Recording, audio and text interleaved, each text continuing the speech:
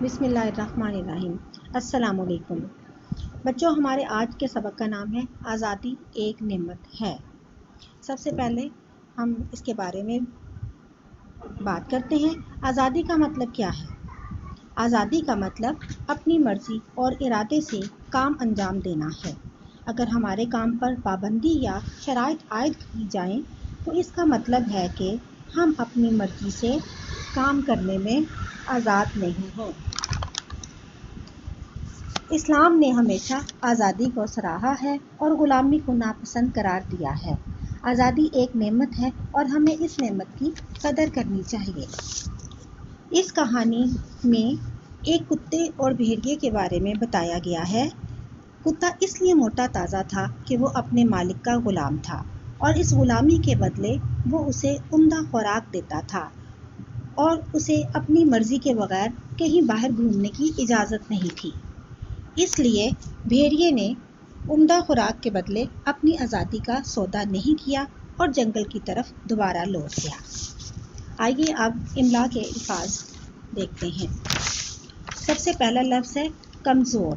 بچوں، آپ یہ جو الفاظ سیکھ رہے ہیں یہ اس سے پہلے بھی آپ مختلف انداز میں سیکھ چکے ہیں، جیسے کاف کی ایک سٹک ہوتی ہے جو سلانٹ میں آتی ہے، زے کو آپ نے لائن سے نیچے اتارنا ہے، واؤ اور رے ساکن ہوتی ہے اور یہ لائن سے اوپر رہتی ہے۔ یہ وہ الفاظ ہے جو جگہ جگہ پر استعمال ہوتے ہیں، اس لیے کمزور لفظ کو بھی آپ نے اسی طرح سے لکھنا ہے۔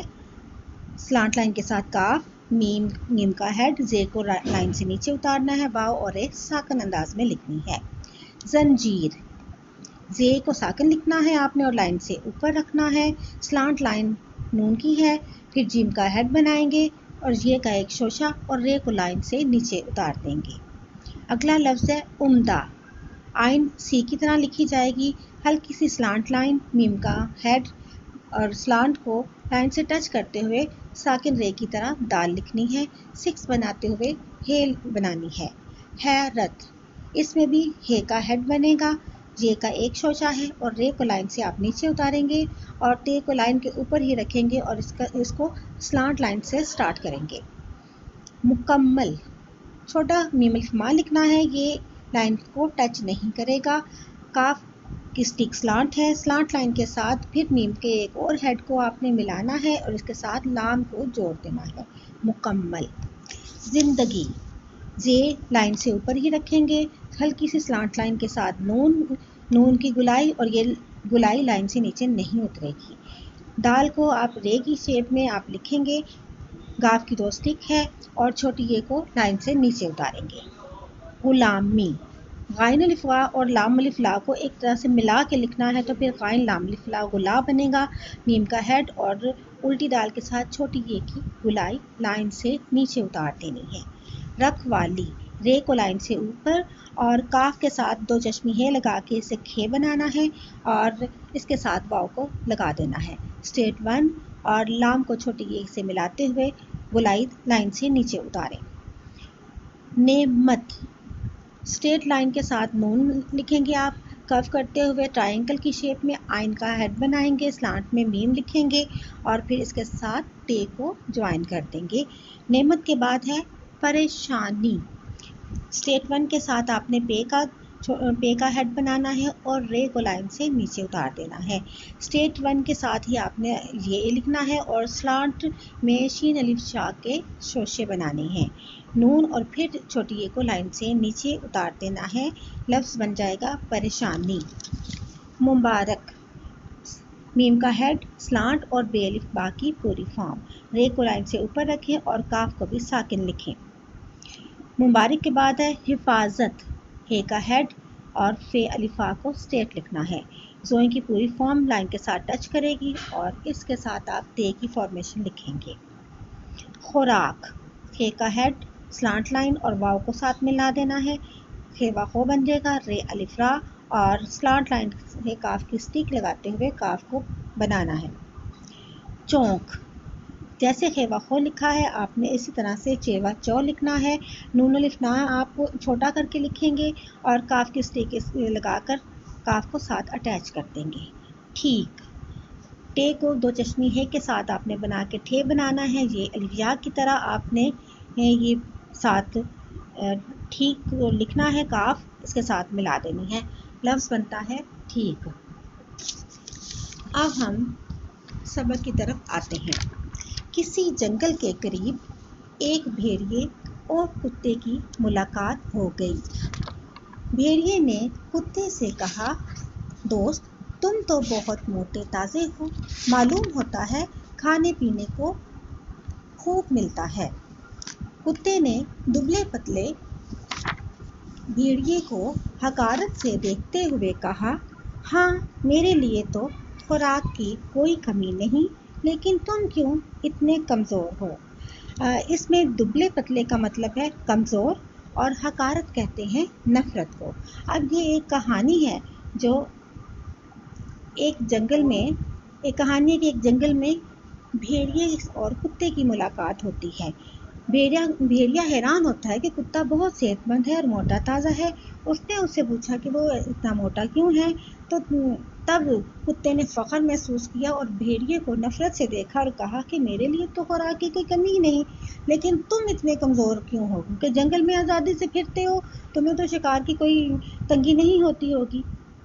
بھیڑیا ٹھنڈی سانس بھر کر بولا، کیا بتاؤں، صبح سے شام تک شکار کی تلاش میں پھرتا رہتا ہوں، تب کہیں جا کر کچھ کھانے کو ملتا ہے.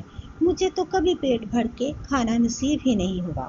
اب بھیڑیے نے اپنا دکھ بیان کیا کہ وہ اس لیے پتلا ہے کہ وہ صبح سے شام تک شکار ڈھونڈتا رہتا ہے، پھر کہیں جا کے کبھی شکار ملتا ہے کبھی نہیں ملتا، اس لیے وہ پیٹ بھر کے کچھ کھا نہیں سکتا، اس لیے وہ کمزور ہے.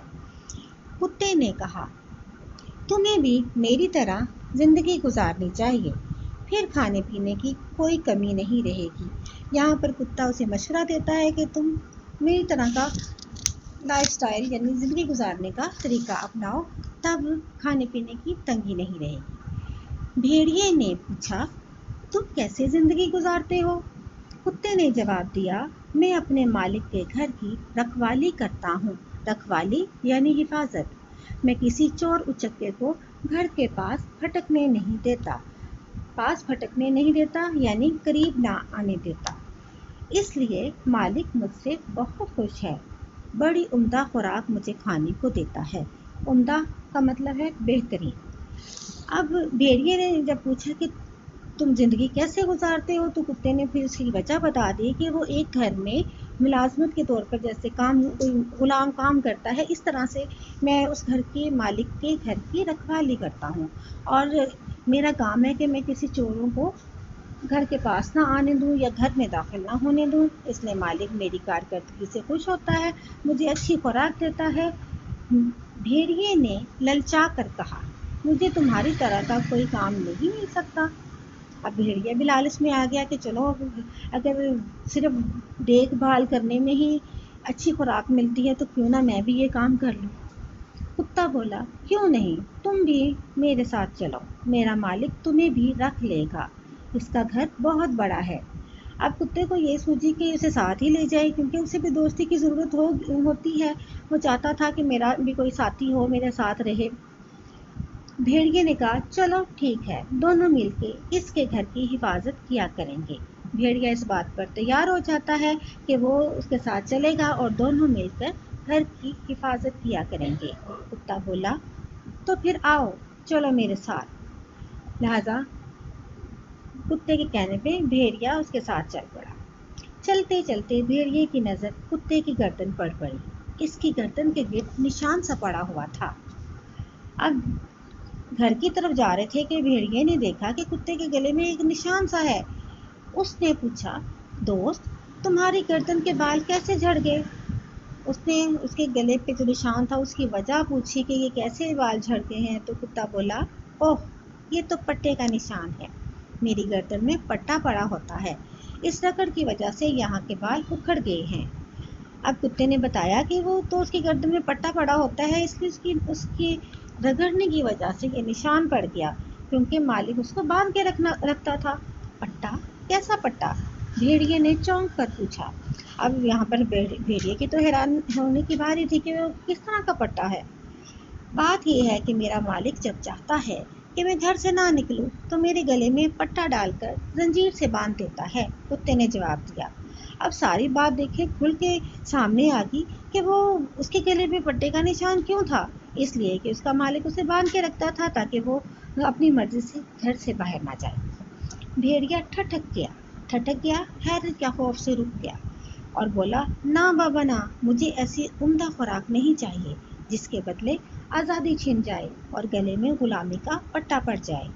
ایسی زندگی تم ہی کو مبارک ہو، مجھے تو کھانے سے زیادہ اپنی آزادی پیاری ہے۔ اس نے یہ کہا اور جنگل کی طرف بھاگ گیا۔ اب دیکھیں کہ اتنی اچھی خوراک جس کے بعد صحت اچھی ہو جاتی ہے، اگر اس کے نتیجے میں غلامی ملتی ہو تو وہ غلامی قابل قبول نہیں ہوتی، اس لیے جنگل میں رہنے والے بھیڑیے نے بھی عمدہ خوراک کو ٹھکرا دیا اور اپنی آزادی کے لیے جنگل کی طرف واپس چلا گیا۔ یہ تو تھا آپ کا سبق۔ اب ہم آتے ہیں الفاظ معانی کی طرف۔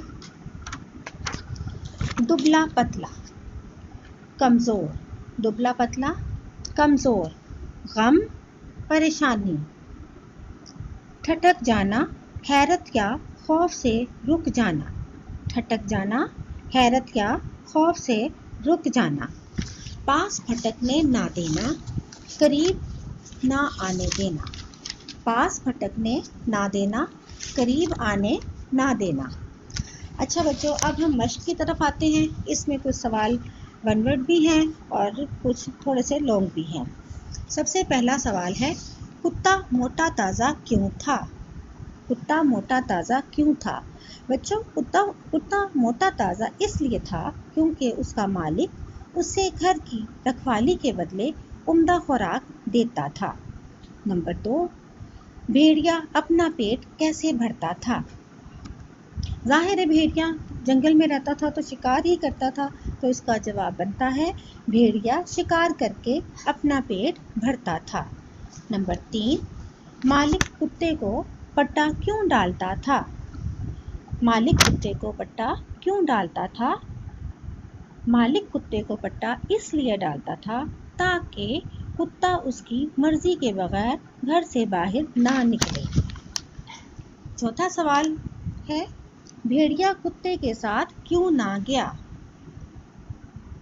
بھیڑیا کتے کے ساتھ کیوں نہ گیا؟ بھیڑیا کتے کے ساتھ اس لیے نہ گیا کیونکہ اسے اپنی آزادی کھانے سے زیادہ پیاری تھی۔